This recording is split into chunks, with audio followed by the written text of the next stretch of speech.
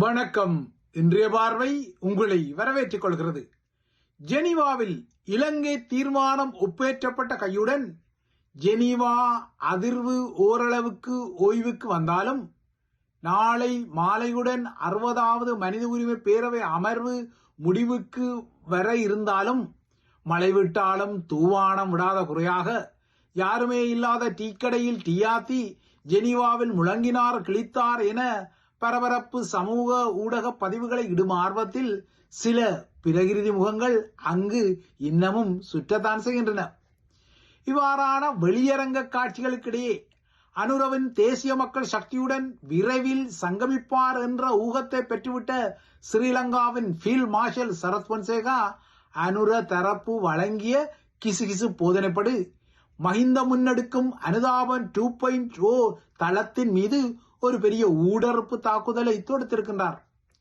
ஊழல், தேச துரோகம், அரச சொத்துக்களை ஆட்டையை போடுவது போன்ற பாரிய குற்றங்களின் அடிப்படையில் ஸ்ரீலங்காவின் அரசியலமைப்பின்படி சிங்களவர்களின் ஒரு பகுதி அப்பச்சி என பெருமை கொண்டாடும் அதே மஹிந்த ராஜபக்சவுக்கு தூக்கு தண்டனையை விதிக்க வேண்டும் என ஸ்ரீலங்காவின் ஃபீல்ட் மார்ஷல் தெற்கில் நேற்று முன்தினம் முழங்கிய விடயம் இன்று இலங்கை தீவின் ஊடகங்களில் முன்னரங்கில் சுழல்கிறது.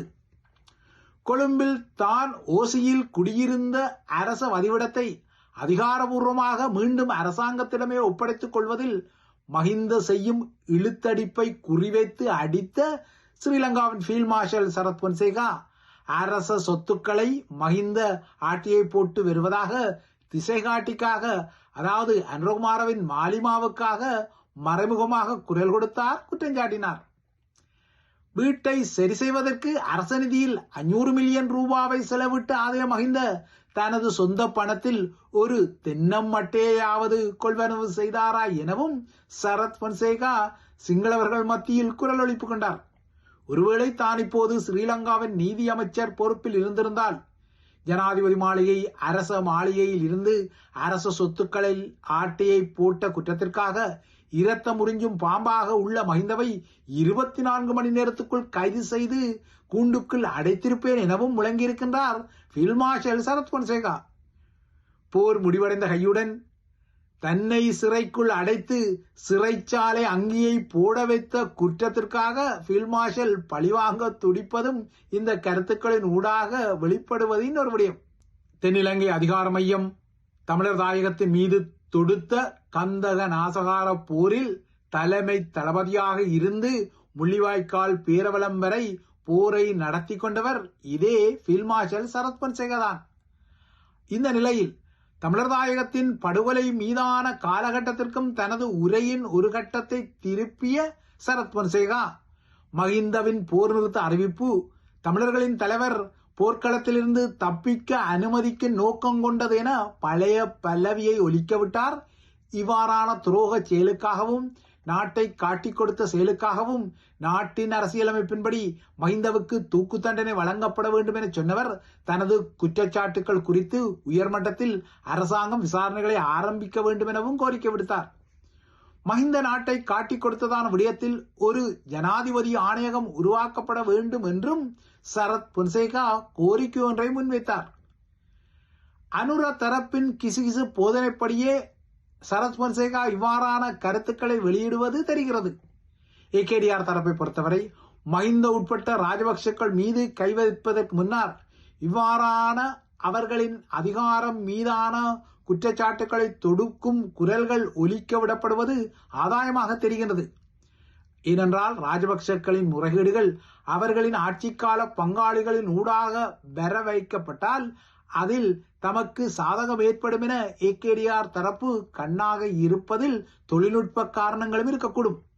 அனுரகுமார திசாநாயக்காவின் ஆட்சிக்கு தடைகளை உருவாக்கி அவ்வாறான தடைகளால் ஆதாயம் அடைய தமிழர் தரப்பு உட்பட்ட எதிர்க்கட்சிகள் சாணாக முயன்றாலும் இப்போதைக்கு அவர்களால் முழமீற முடியாத நிலையில் அனுர தரப்பு தமது ஆட்சியை நகர்த்துவதும் தெரிகிறது.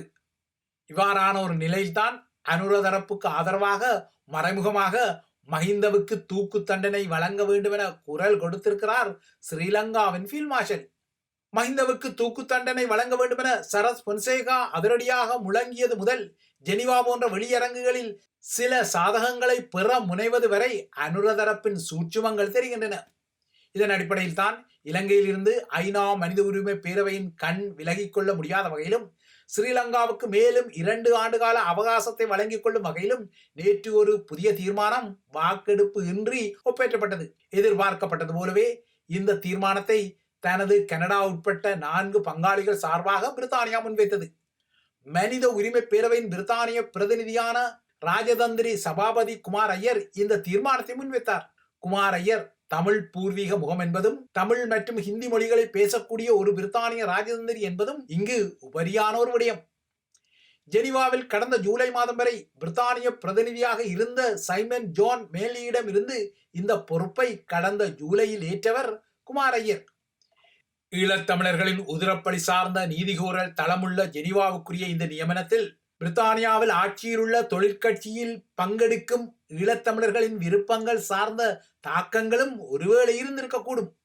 ஜெனிவாவில் தற்போது தங்கியுள்ள குமார் ஐயர் அங்கு இயங்கிக் கொள்ளும் 35க்கும் மேற்பட்ட ஐநாவுடன் தொடர்புடைய பணியகங்கள் மற்றும் முகமை அமைப்புகளுடனும் தொடர்பாடல் கொண்ட ராஜதந்திரியான குமார் ஐயர் இலங்கை தீர்மான வரவை முன்வைத்த போது அண்மையில் லண்டனில் காலமானவரும் 2006இல் திருமலையில் இடம்பெற்ற ஸ்ரீலங்கா அதிரடி படையினரின் 5 மாணவர்கள் மீதான பச்சை குருதி படுகொலையில் தனது அருமை புதல்வனை இழந்தவருமான மனோகரனுக்கும் இரங்கல் தெரிவித்துதான் தனது உரையை ஆரம்பித்திருந்தார். வைத்தியர் மனோகரன் தனது புதல்வனுக்கான நீதிக்காக எவ்வளவு தூரம் பாடுபட்டவர் என்பதை ஈழத்தமிழினம் அறிந்து கொள்ளும். தனது புதல்வனின் பச்சை குருதி படுகொலைக்கு நீதியை கண்டுகொள்ளாமலேயே ஒரு சில வருடங்களுக்கு உள்ளாக வைத்தியர் மனோகரனின் துணைவி காலமான நிலையில் மனோகரனும் கடந்த மாதம் மறைந்திருந்தார். ஜெனீவா அரங்கில் கடந்த சில வருடங்களுக்கு முன்னர் கண்ணீருடன் தனது மகனுக்கு நீதி கோரிய வைத்தியர் மனோகரன் அந்த உரையால் அனைத்துலகத்தில் ஒரு அசைவை ஏற்படுத்தியிருந்தார். நேற்று தனது பிரேரணையை சமர்ப்பித்த போது இந்த உரை சம்பவத்தையும் மறைமுகமாக நினைவூட்டிய பிரித்தானிய ராஜதந்திரியான குமார் ஐயர் மனோகரனின் அசைக்க முடியாத முயற்சி பலருக்கு உத்வேகத்தை அளித்துள்ளதாக குறிப்பிட்டு இனியாவது இலங்கையில் எஞ்சியுள்ள பாதிக்கப்பட்ட தமிழர்களுக்கு உண்மை மற்றும் நீதி அவசரமாக கிட்டப்பட வேண்டும் என்றும் சுட்டிக்காட்டினார். தான் பிரித்தானியா சார்பாக முன்வைக்கும் இந்த தீர்மானம் தற்போதைய ஸ்ரீலங்கா அரசாங்கத்தின் சில பாராட்டத்தக்க உறுதிப்பாடுகளை ஒப்புக்கொள்வதாகவும் அவர் குறிப்பிட தவறவில்லை. அதாவது தடவி கொடுத்து காரியம் சாதிக்க தலைப்படும் நகர்வை எடுத்த அவர் இக்கேடியர் அரசாங்கம் சில உறுதியான நகர்வுகளை எடுக்க வேண்டும் எனவும் இந்த தீர்மானத்தை வாக்கெடுப்பு இல்லாமல் ஏகமனதாக ஏற்றுக்கொள்ளுங்கள் என உறுப்பு நாடுகளுக்கும் அவர் கோரிக்கொண்டார். அவ்வாறு பிரித்தானிய ராஜதந்திரி கோரியபடியே இறுதியில் இலங்கை தீர்மானம் வாக்கெடுப்பின்றி ஏற்றுக்கொள்ளப்பட்டது. ஈழத்தமிழர் தரப்பின் பார்வையில் இந்த தீர்மானம் தமது இனத்துக்கு நீதி வழங்க தவறிய ஒரு தீர்மானமாக நோக்கப்படுகின்றது. குறிப்பாக ஈழத்தமிழினத்தின் உதிரப்பலி சார்ந்த பொறுப்புக்கூறலிற்கு உள்நாட்டு நீதித்துறை பொறிமுறையை இந்த தீர்மானம் ஆதரிப்பதாகவும் உலக்கை தேர்ந்து உளிப்பிடியான கதை போல இந்த தீர்மானம் ஊடாக கொழும்பின் மீதான ஜெனீவா பிடி மென்மையாக்கப்படுவதாகவும் உள்ளது உள்ளபடியே விமர்சனங்கள் இருக்கத்தான் செய்கின்றன. ஏனென்றால் 2015இல் இதே ஜெனீவா அரங்கில் நிறைவேற்றப்பட்ட இலங்கை தீர்மானத்துடன் ஒப்பிடும்போது நேற்றைய தீர்மானம் பலவீனமானது என்பதை யாரும் மறுத்துக் கொள்ள முடியாது. எனினும் தமது தீர்மானம் வாக்கெடுப்பில் சவால்களை சந்தித்துக் கொள்ளாமல் ஏற்றுக்கொள்ளப்பட வேண்டும் என்பதற்காக மேற்குலக நாடுகள் இந்த மென்மையை காட்டி தமது ஒப்பேற்றத்தை செய்துள்ளன. ஆயினும் இந்த பலவீனமான தீர்மானத்தை கூட ஏற்றுக்கொள்ள சகிக்காமல் ஸ்ரீலங்காவும் அதன் சீன பங்காளி கியூபா பங்காளி போன்ற பழமையான பல்லவி நாடுகளும் ஒவ்வாமை கொண்டு அரங்கில் தமது குரல்களை எழுப்பியமையும் இங்கு இன்னொரு விடயம். ஆனால் இவ்வாறாக அவர்கள் தீர்மானம் மீது ஒவ்வாமை கொண்டு சில குரல்களை எழுப்புவதற்கு தொழில்நுட்ப காரணங்கள் இருக்கக்கூடும். ஏனென்றால் ஈழத்தமிழினத்தின் மீதான உதிரப்பலிக்குரிய சாட்சியங்களை சேகரிக்கும் வெளியரங்க பொறிமுறை 2027 வரை நடைமுறையில் இருக்கக்கூடிய வகையில் இந்த தீர்மானத்தில் விடயங்கள் உள்ளன. குறிப்பாக போர்க்குற்றங்கள் மற்றும் மனித குலத்திற்கு எதிரான குற்றங்கள் தொடர்பாக எதிர்கால வழக்குகளுக்கான ஆதாரங்களை தொடர்ந்து சேகரித்து பாதுகாப்பதற்கு ஜெனீவா அரங்கம் முயல்வது தமது தலைக்கு மேல் தொங்கும் ஒரு கத்தியாகவே ஸ்ரீலங்கா அரசாங்கங்களால் நோக்கப்படுகின்றது. அவ்வாறான பின்னணியில் தற்போதைய அனுரகுமார திசாநாயக்க அரசாங்கமும் இதற்கு விதிவிலக்காக நடந்து கொள்ளவில்லை.